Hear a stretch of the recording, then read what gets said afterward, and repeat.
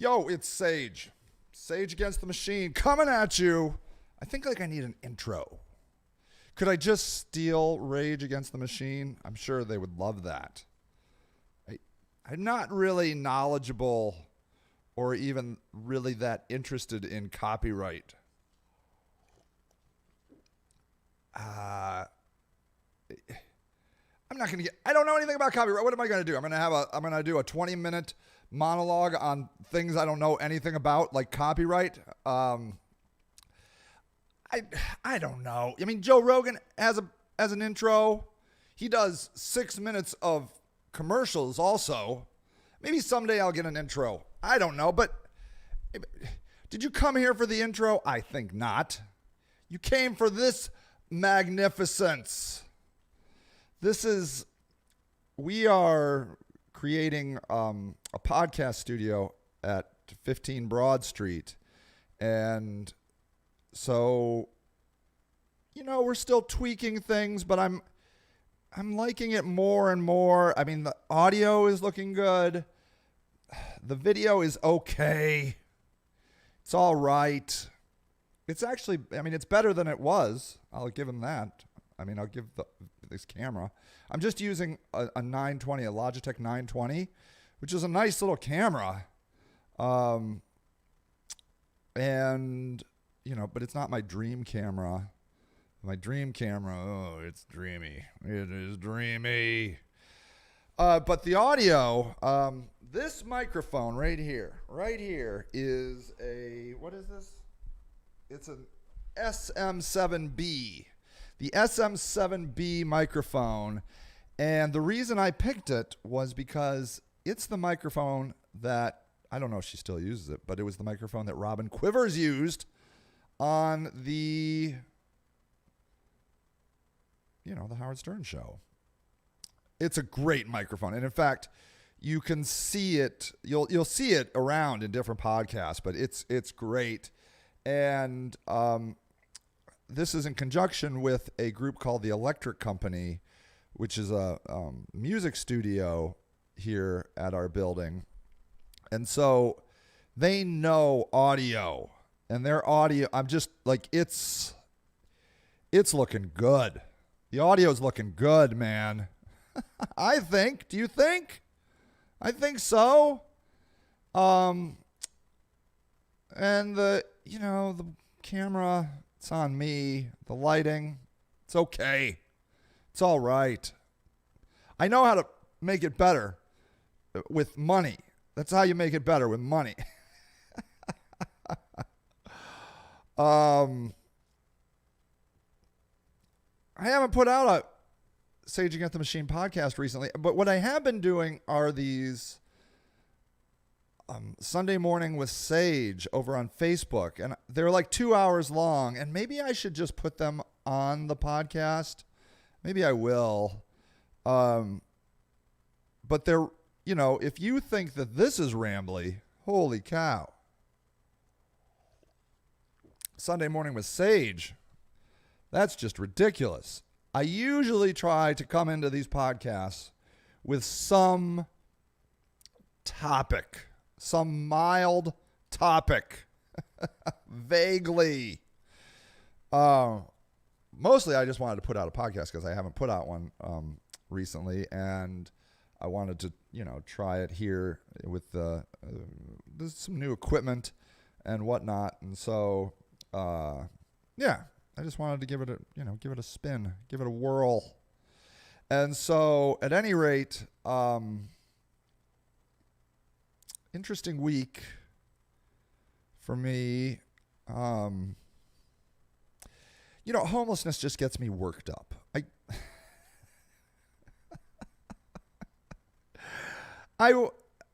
There's a part of me that wishes it didn't, that wishes that I would just go on with my life like everybody else and just, shrug it off. Just be like, yeah, people living on the streets, freezing to death. What else is new? Welcome to America. But for some reason, it got into my soul and it irritates the crap out of me. It's like when a clam has a piece of sand in it, and it ends up turning into being a pearl. I don't think mine's ever going to turn into a pearl. I think it's just going to turn into a craggy rock. Nothing nice and polished can come out of this. I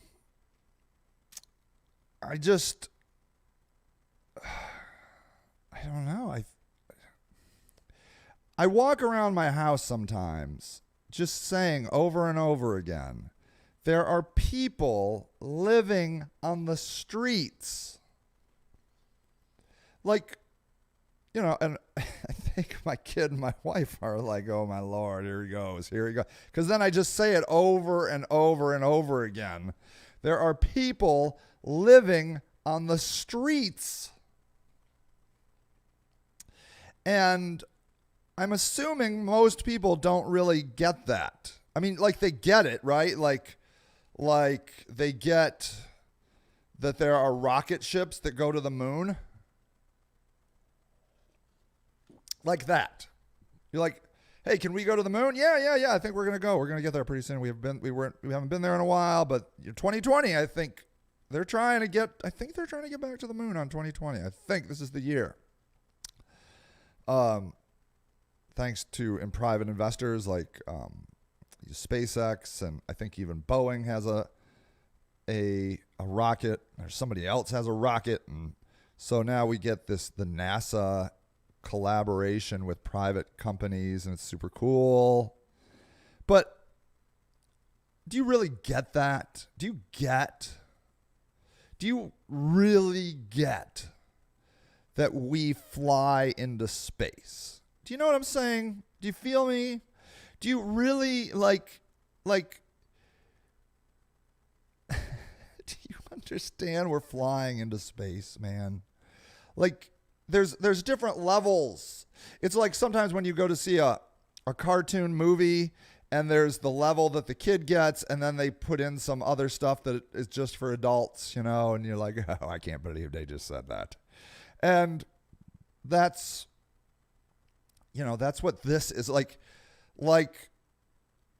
I don't think I can accurately appreciate the fact that we are sending people into space like probably a rocket scientist can appreciate it, I'm like, yeah, that's amazing. That's really cool. Let's do that again.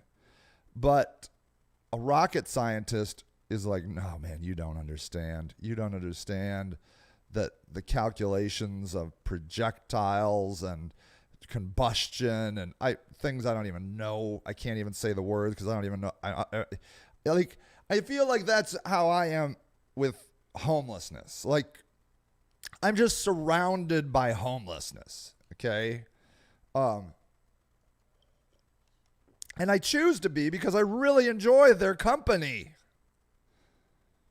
They're interesting people. They lift my spirits. They're fun. They have meaningful problems in their life, which I can appreciate. That's nice.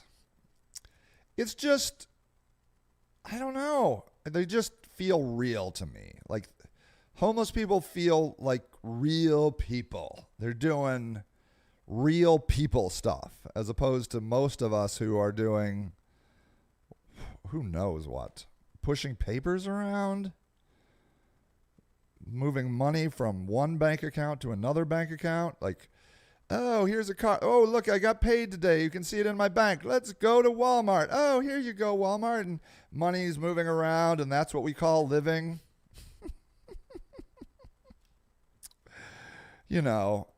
It's fine. I'm not, that's my life. I mean, that's who I am. But I like coming over here and hanging out with homeless people because they're like, money, man. You don't get it. And I'm like, yeah, man, I know I don't get it. I know. And I just want to get it. And so at any rate, I think that's it. I think it's like, I'm able to maybe appreciate the profound torture and cruelty and systemic brokenness, because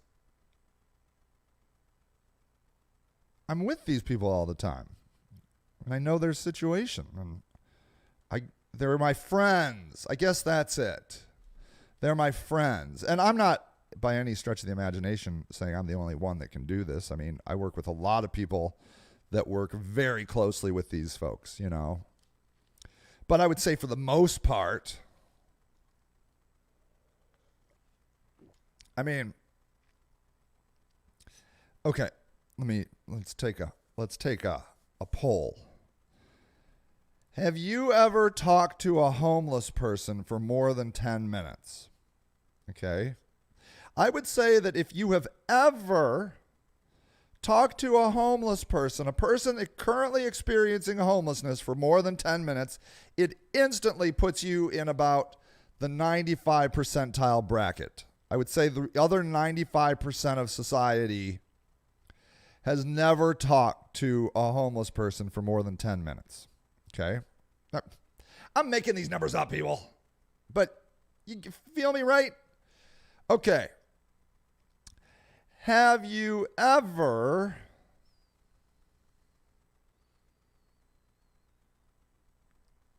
gone into the woods to bring a homeless person supplies? Okay. I would say that probably jumps you up to the 97, maybe 98th percentile.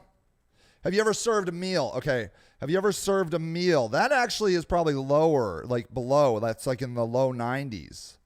Like you still didn't spend 10 minutes to talk with a homeless person. You just served them a dinner, like Thanksgiving dinner. You know, you didn't sit down and actually eat it with them. Which is great. I'm not saying that's bad at all. I'm just saying maybe 85, you're in the 85 percentile there, maybe 15% of people maybe have done that kind of engagement, or maybe handed a homeless person $1 on the street. Probably 90 percentile. If I'm lucky, I don't know. Well, that's a very, very provocative statement I'm making there. How dare you hand $1 to a homeless person? They're probably rich and just going to spend it on drugs. Like you were going to go spend it on something meaningful.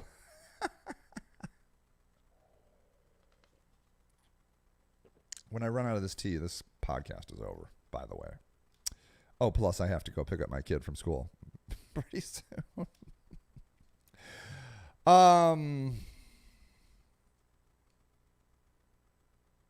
Have you ever, it's like one of those drinking games. Have you ever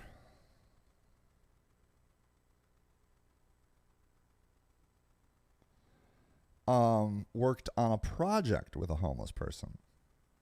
Like, I don't know, cleaning out a room, or, you know, have you ever hired a homeless person? Have you ever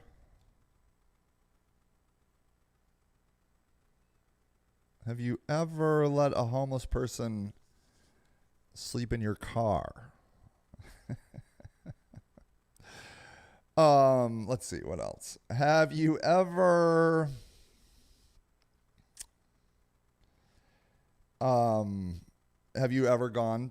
out to eat with a homeless person? Have you ever invited a homeless person to your house? Have you ever spent the night with a homeless person in the streets? I haven't, but I want to. I'm going to. Maybe this is the year. It's embarrassing that I haven't. This is the year I go and spend at least one night with some homeless people. But not when it's cold. I'm too much of a wuss. Anyways, look, Have you ever put 50 tents in your backyard, okay? Tried to manage that. I could tell you stories.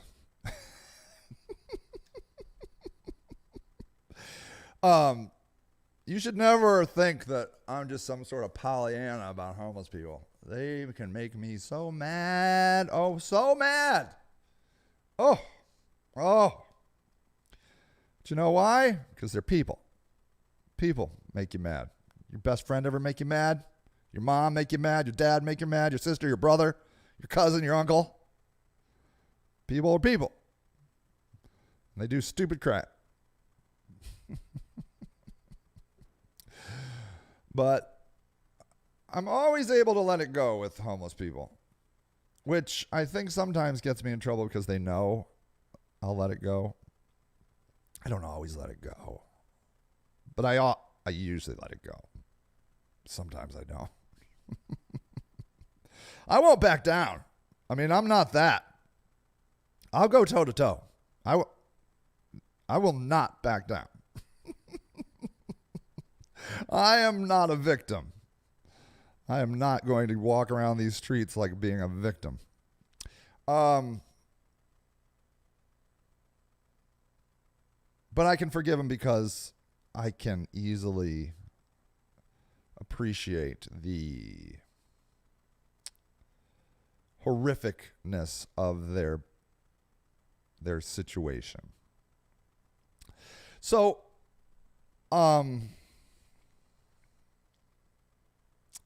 that's the thing. Like, people, I'll get into some discussions, and there are certain homeless people, like if I mention them, people will be like, that guy's a no good drug user. He used to sell drugs to my nephew and blah, blah, blah. That guy's a loser.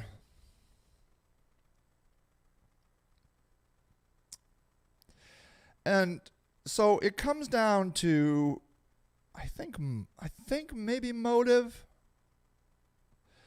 For me, like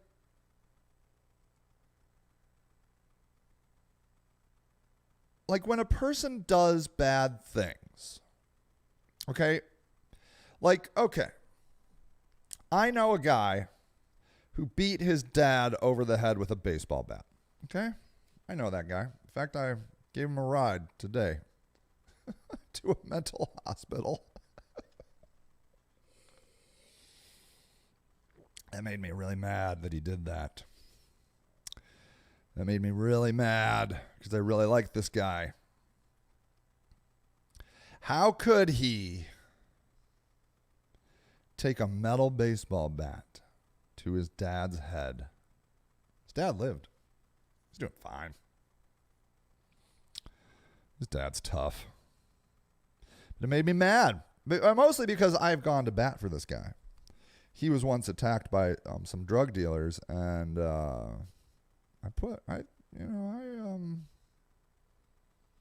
stuck my neck out for him because they almost cut his leg off, and I was pissed. This kid didn't deserve that. And then a few months later, he does this to his dad. Hits his dad over the head with a baseball bat.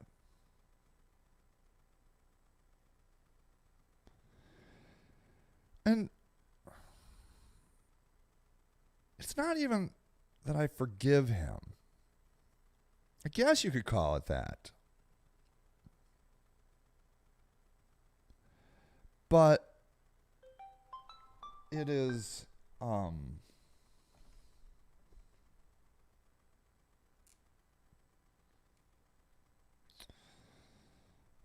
what is it? Is it not his fault? I mean, he did it. It's his action. So it is his fault. But this guy has problems. I mean, serious problems. And in fact, today I saw him in the parking lot, and I was like, "Hey, man, what's up?" And he's like, "Man, and the reason I went over was because I don't know, he was just acting weird and standing in the middle of the parking lot, and I don't know, it looked like he was gonna start undressing or something. And I'm just like, oh my gosh, I got to do something. And so I went over and I talked to him, and he's like, "Hey, man, I feel like I'm gonna hurt somebody." And I'm like, oh, "Okay, all right." And like, so considering his previous behavior, I take that seriously. It's no joke.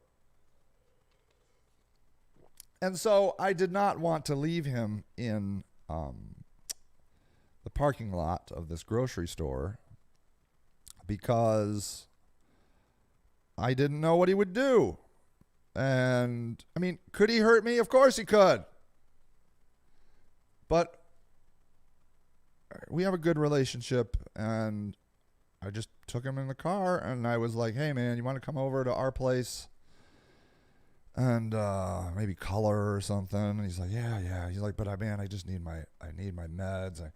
He's like, "I don't know if they took them or I lost them. I don't know where they are, but I really need them because they really help, and I don't have them, and I'm really messed up." And I'm like, "Well, do you want to go down to the mental health place? You want to go down to Portage Path?" And he's like, "Yeah, I mean, sure." So I went down there, and I told him, I said, I'm like, "Hey, I think this guy is maybe a danger to himself or others." I think that's like what you're supposed to say. I don't know, because it worked. I got to go up the stairs, and I got into the psychiatric area, and I had to leave. But he was there, and so this guy is out of his mind, okay? He has severe mental illness, okay? And a brutal life. Just a brutal life. He was just, dealt a hand of cards.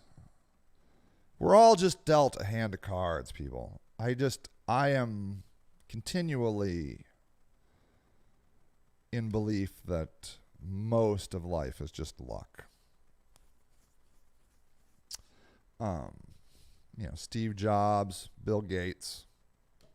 If they were born right now, they wouldn't be Steve Jobs or Bill Gates. They were born in the perfect time. Perfect time, perfect location. There's a book about it. I forget that guy's name. He writes these books about statistics, and you know who I'm talking about. You're probably yelling at me right now. It's blah, blah, blah. Is it The Tipping Point? One of those books. I read it, but I can almost say his name. Anyways, I need to get some of that Joe Rogan alpha brain, baby. So I can't be mad at this guy. How can I be mad at a guy that is severely mentally ill? Like, it's like being mad at a paraplegic for not being able to walk. Like, get up, man. You're going to make me carry you? Well, dude, I can't walk. Yeah, well, it sucks. And it's your body, so your fault. That's sort of how I feel about it. But then you add to the component of it that, this guy has hurt people. And so, but it's not hard for me to not be angry at him. It's not. I just don't know how I could be angry at this guy. Okay. Now, do I know bad people? Yes. Bad people know what they're doing and do it anyways and do it repeatedly. And I have those kinds of relationships in my life too in the homeless population. And they are not as easily forgiven in my mind. Because they take advantage of me. And they're not doing it because they're mentally ill. They're doing it because they're opportunists. That's the complicated thing. They oftentimes are mentally ill as well. But the mental illness is not making them take advantage of me. The thieving of them, the thief in them is taking advantage of me. You see what I'm saying? So, yeah. So, but you know what? I'll forgive them too. I guarantee. But I do oftentimes, when that happens to me, draw a line in the sand and make them get out of my life, at least for a while, because I don't want to be seen as a sucker, and I don't want to be treated poorly intentionally. So it comes down to, I think,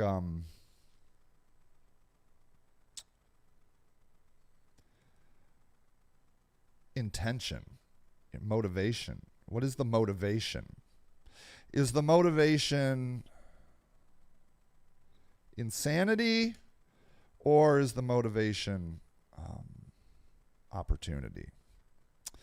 And so, you have to treat everybody differently. So the drug dealers that tried to cut off this guy's leg, I'm still angry at them because that fucking sucks. And you know what? I can understand it, because this kid can act really crazy and probably didn't pay him and blah, blah, blah, blah, blah. But they didn't need to do that shit to him. He didn't deserve that. It's just a kid with mental illness. So they pissed me off. And I was angry at this kid when he hit his dad over the head with a baseball bat for a long time. But the drug dealers that tried to cut off his leg, in my mind, are at a different place than this kid that hit his dad over the head with a baseball bat. They just came at it from different points of view.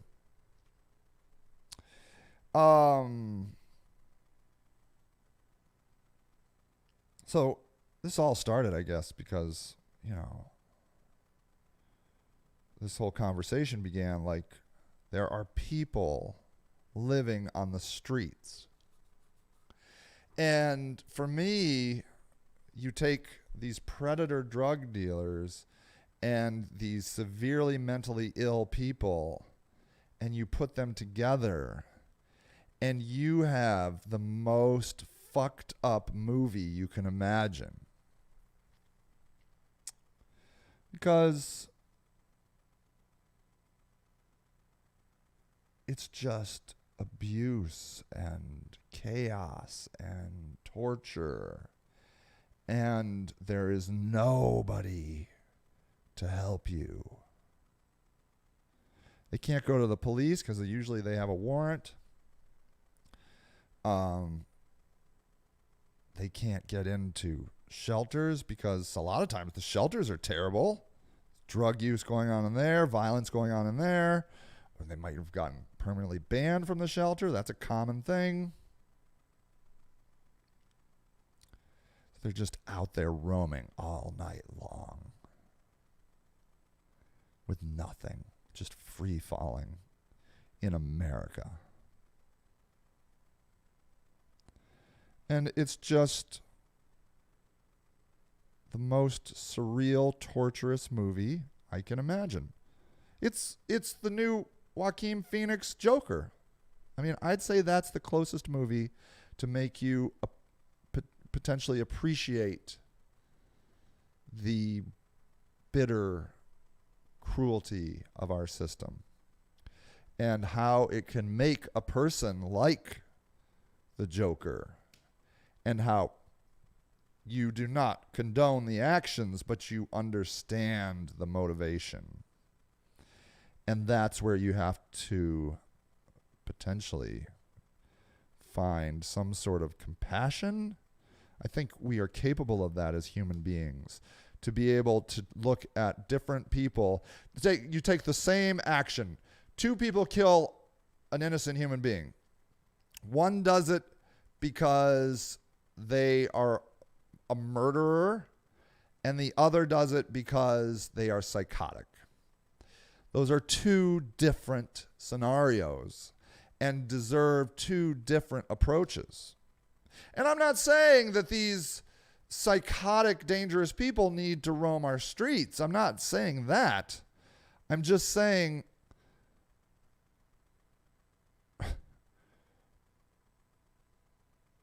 we've got to do something about it, because the system is churning this out.